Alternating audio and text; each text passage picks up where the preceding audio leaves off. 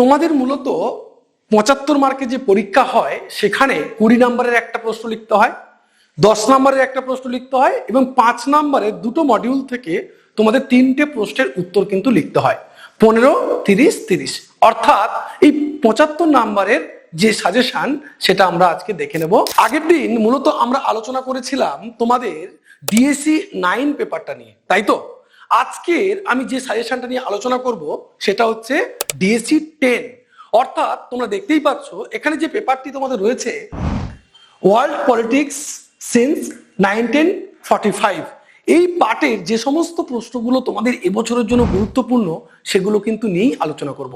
আগের দিন আমি তোমাদেরকে বলেছিলাম যে দেখো সাজেশন কিন্তু এবছরে করাটা কিন্তু খুব একটু কঠিন হবে, কারণ তোমাদের কিন্তু প্রথম পরীক্ষা হচ্ছে, তার জন্য কিন্তু একটু সাজেশনটা করা কঠিন হবে। তোমাদেরকে সিলেবাস অনুযায়ী সবটাই তোমাদেরকে কিন্তু পড়তে হবে। বুঝতেই পারছো আন্তর্জাতিক সম্পর্কের পাঠ একটু হলেও কঠিন হবে এবং পলিটিক্যাল একাডেমি তোমাদেরকে যে ধরনের সাজেশনগুলো করে দিচ্ছে তার মধ্যেই কিন্তু সমস্ত প্রশ্ন কিন্তু আসবে, সেগুলো নিয়ে তোমাদের টেনশন করার কোনো কারণ নেই। দেখো চলো প্রথম প্রশ্নটা কি বলছে। প্রথম প্রশ্ন তোমাদের ঠান্ডা যুদ্ধের উপরে। প্রথম প্রশ্ন বলছে ঠান্ডা যুদ্ধের বিবর্তন আলোচনা করো। ঠান্ডা যুদ্ধের বিবর্তন আলোচনা করো, এভলিউশনটা আলোচনা করতে বলছে। তোমাদের বাংলা মিডিয়ামের পাশাপাশি আমি কিন্তু ইংলিশ মিডিয়াম যারা রয়েছে তাদেরও যাতে অসুবিধে না হয় তার জন্য ইংরেজিতে আমি কিন্তু এগুলো প্রশ্নগুলো রাখার চেষ্টা করেছি। দ্বিতীয় প্রশ্ন বলছে ঠান্ডা যুদ্ধের পরবর্তীকালের বিশ্ব ব্যবস্থা সম্পর্কে আলোচনা করো। দেখো ঠান্ডা যুদ্ধের বিবর্তন তোমাদের কিন্তু ২০ মার্কের জন্য খুব গুরুত্বপূর্ণ। ঠান্ডা যুদ্ধের বিবর্তন যেহেতু বলছে এটা ১০ এবং ২০-র জন্য খুবই গুরুত্বপূর্ণ। এবং ঠান্ডা যুদ্ধের পরবর্তীকালে বিশ্ব ব্যবস্থা এটা ২০ মার্কের জন্য আরো গুরুত্বপূর্ণ। আমি একেবারে তোমাদের কিন্তু যেগুলো 100% পরীক্ষায় আসতে পারে সেটাও পাশাপাশি বলে যাব। যেমন এই প্রশ্নটা আমার খুব ইম্পর্টেন্ট বলে মনে হচ্ছে, খুব গুরুত্বপূর্ণ বলে মনে হচ্ছে, আমি এটা 100% কমন তোমাদেরকে বললাম। অর্থাৎ কোনটা?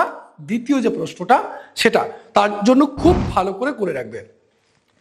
বিশ্বায়ন, যদি শুধুমাত্র প্রশ্ন পড়ে বিশ্বায়ন, বিশ্বায়নের প্রভাব, এগুলো কিন্তু ৫ এবং ১০-এর জন্য এটা করে রাখবে। ৫ এবং ১০-এর জন্য বিশ্বায়ন, বিশ্বায়নের প্রভাব এগুলো কিন্তু করে রাখবে। পরবর্তী যে প্রশ্নটা তোমরা দেখতে পাচ্ছ বলছে জোট নিরপেক্ষ আন্দোলনের সূত্রপাত কিভাবে হয়েছিল, এবং তার সাথে সাথে প্রশ্নটা দিয়েছে উন্নয়নশীল দেশসমূহের ক্ষেত্রে এই আন্দোলনের ভূমিকা ও প্রাসঙ্গিকতা আলোচনা করো। তো এই প্রশ্নগুলো তোমাদের কিন্তু খুব গুরুত্বপূর্ণ। এই প্রশ্নটা বিশেষ করে এটাও তোমরা ২০ মার্কের জন্য এই প্রশ্নটা কিন্তু করে রাখবে তোমরা।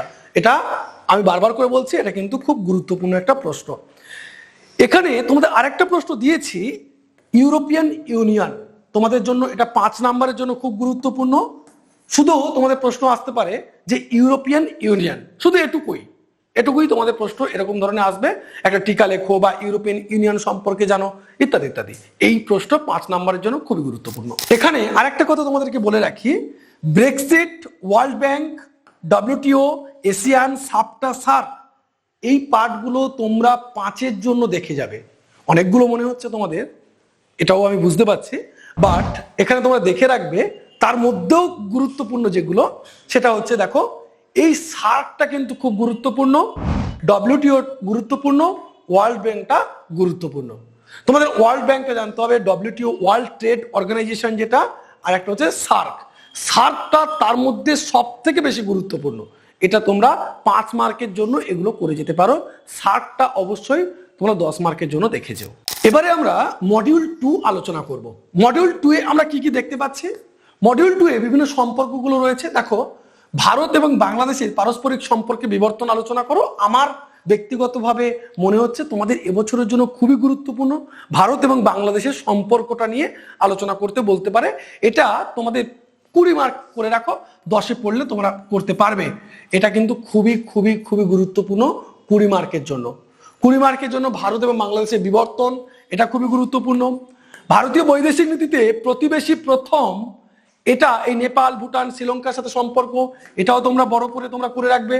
ভারত এবং পাকিস্তানের সম্পর্ক, এটাও তোমরা ভালো করে করবে। আন্তর্জাতিক শান্তি রক্ষা ও নিরাপত্তার ক্ষেত্রে নিরাপত্তা পরিষদের ভূমিকা, এটা কিন্তু ১০-এর জন্য খুব গুরুত্বপূর্ণ প্রশ্ন। পরবর্তী প্রশ্ন যেটা বলছে দেখো ভারত এবং শ্রীলঙ্কার পারস্পরিক সম্পর্ক আলোচনা করো, সাধারণ সভার গঠন এবং কার্যাবলী আলোচনা করো, সম্মিলিত জাতিপুঞ্জের মহাসচিবের ভূমিকা আলোচনা করো এবং কোন ঘটনার মধ্য দিয়ে ঠান্ডা যুদ্ধের অবসান হয় সেটা আলোচনা করো। দেখো এখানে 5 নম্বরের মহাসচিবও দিয়ে দিতে পারে কিংবা 10 নম্বরও দিতে পারে। সাধারণ সভার গঠন তোমাদের 5 নম্বরে দিয়ে দিতে পারে। অর্থাৎ তোমরা কিন্তু এই পার্টগুলো থেকে সমস্ত প্রশ্ন এই কোশ্চেনের মধ্য থেকেই তোমাদের আসবে। ভারত এবং শ্রীলঙ্কার পারস্পরিক সম্পর্ক তোমাদের 5-এ পড়তে পারে, 10-এ পড়তে পারে। এই প্রশ্নগুলোর মধ্যেই সমস্ত প্রশ্ন তোমাদের আসবে। আর একটা কথা তোমাকে বলে রাখি, বিষয়টা হচ্ছে তোমরা যদি এই প্রশ্নগুলো তোমাদের এখনো পর্যন্ত রেডি না হয়ে থাকে তাহলে কিন্তু পলিটিক্যাল একাডেমির সাথে সরাসরি যোগাযোগ করো।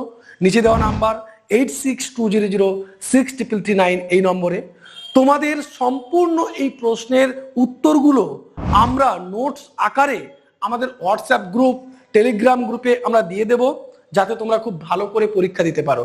এই 9 এবং 10 এই দুটো পার্টের তোমরা একেবারে ফ্রিতে অর্থাৎ বিনামূল্যে তোমরা কিন্তু সমস্ত নোটস পেয়ে যাবে।